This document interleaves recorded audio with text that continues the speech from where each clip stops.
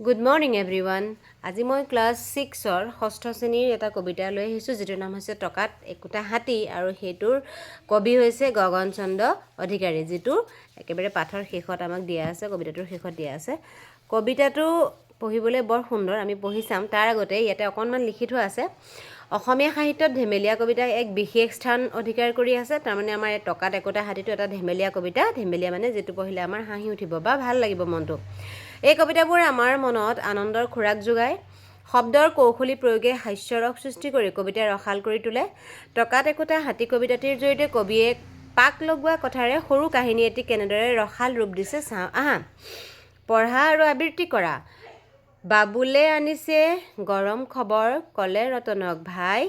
কিমান কিনিবা একোটা টকাতে হাতীও একোটা পায় ৰতনে ভাবিলে কিনো কয় ঐনো টকাত একোটা হাতী পোৱা হলেচোন সকলো মানুহে ললে হয় এটি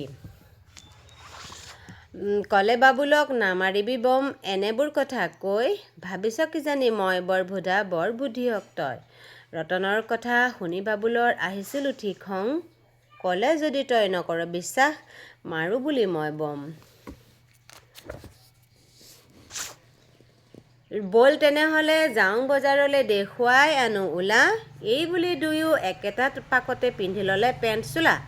আৰু কথা হ'ল দুয়োৰে মাজত মাৰিলে দুয়োৱে বাজি যিজনে হাৰিব সিয়ে লাগিব খুৱাব বাদাম ভাজি এই বুলি দুয়ো পালেগৈ বজাৰ পূজাৰ বজাৰ ভৰা দোকানে দোকানে উৰিছে বেলুন লাখ লাখ হাতী ঘোঁৰা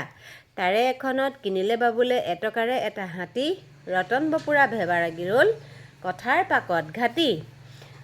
ভাবিছিল সি এটকাতে আৰু ক'তনো হাতীটো পাব ভবাই নাছিল টেঙৰ বাবুলে পুতলা হাতী যে ল'ব কবি গগন চন্দ্ৰ